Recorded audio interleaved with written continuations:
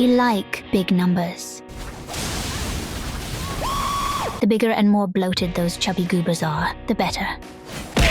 That's why I sometimes just sit in my lair thinking about nasty build possibilities. That being said, we also like simplicity. Yes, we like to pretend we're CJ and swap to as many weapons as the situation demands it, but sometimes you just want to press buttons and watch stuff die. That's why we came up with something very disgusting. But how does this Frankenstein monster work? Well, it's all thanks to correctly applied buffing. There are 5 categories of buffs in Elden Ring. Weapon buffs, body buffs, aura buffs, region buffs, and special buffs.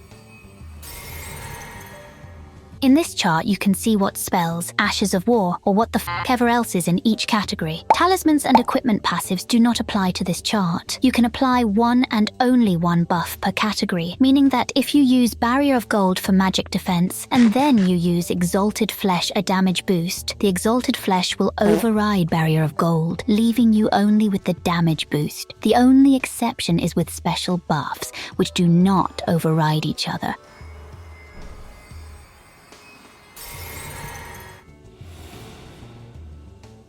It's quite simple, actually. The only hard part is remembering what type of buff is the spell you're going to use.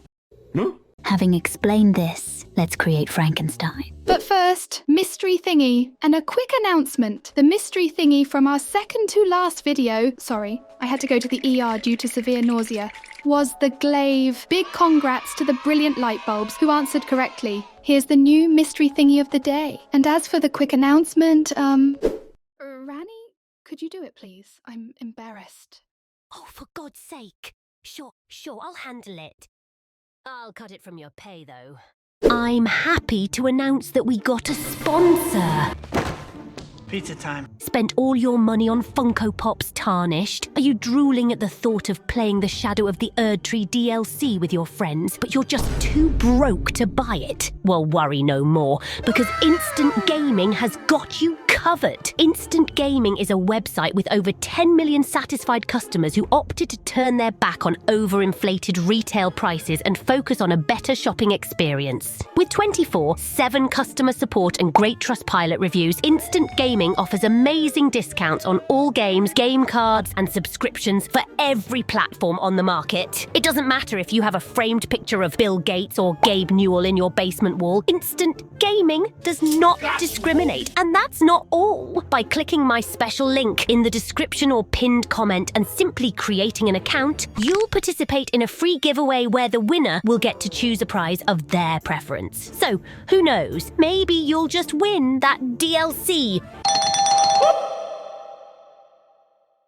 The winner will be chosen at random by the system at the end of the month, so don't waste your time. Big thanks to Instant Gaming for sponsoring this video. Back to the one-eyed goober now. Our build is a level 139 Vagabond with 55 Vigor, 17 Endurance, 50 Dex, and 56 Faith. We're going Dexterity because we are showcasing the Raptor Talons, which have amazing Dex scaling. The drawback of this build is the low Endurance, which is sadly heavily felt in the Stamina Management department, but it's not all that crippling. This bad boy is called Electrify Armament. It's a Dragon Cult incantation that will coat your weapon in, you guessed it, lightning. The extra lightning damage is calculated based on the scaling of your seal, but only the faith portion of the scaling. The formula is your incant scaling times 0.75. So if you have, say, 100 scaling, it will grant 75 points of lightning damage to the weapon you infuse. It may not sound like much, but since you're still here, it means that you already watched this clip at the beginning of the video. Since we have 56 faith,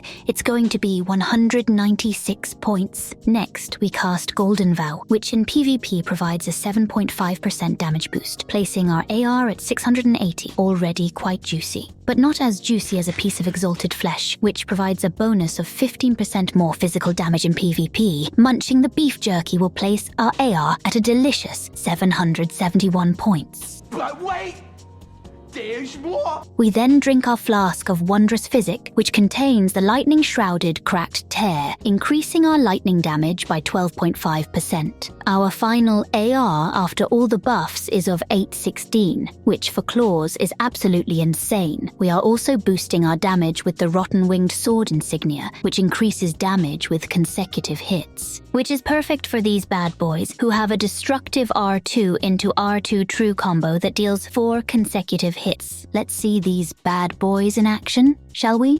Don't worry, it's not rotten titties behind that helmet and armor. It's me. You need to use protection when you're having fun, kids. But anyway, this guy's heavier thing was not his Zweihanda, but his balls, since he was a lone host with no help. Sadly for him, having Magnetar-heavy testicles did not save him from the absurd amounts of damage that the kitty claws can deal. Always with Endure, in case you need to poise through colossal dongs. On to the next one. Another host with balls of steel, traversing Siofra River by himself. Sadly, as I said, big reproductive organs does not equate to eternal life. He says hi though. Good match, my friend. In here, the big balls trend comes to an end, as we encounter a host with his loyal sidekick, whose only kicking was done to the bucket.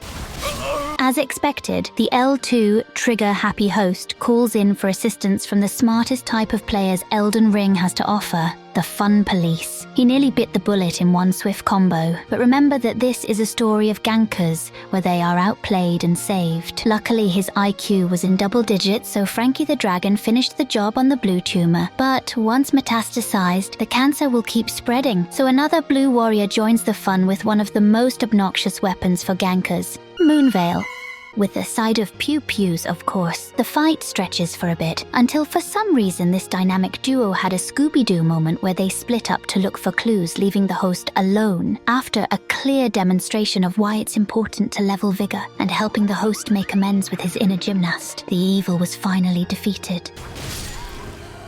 Now, you can make an even dumber version of this build, but in strength. The benefit of strength builds is that when you two-hand your weapon, you get a bonus strength increase of 50%. If you have a 50 strength, two-handing your weapon would basically make it as if you had 75 strength. If we apply the exact same build to a heavy Clean Rot Knight sword, we can get very disgusting numbers. And since the Clean Rot Knight sword is a thrusting weapon, the Spear Talisman can boost its efficiency like crazy. Care to see it in action? Limgrave gankers are always the lowest type of scum, but these two fellas had Taunter's tongue active, as there was already another invader in their world, making them slightly less grotesque. I give the Phantom a quick lesson in poison thrusting damage that leaves him in shock, and then finish applying all my buffs. Yeah, that was only with Electrify Armament. I give the host a lumbar puncture and salute my fellow co-invader. Remember, it's not bad to waste time doing emotes.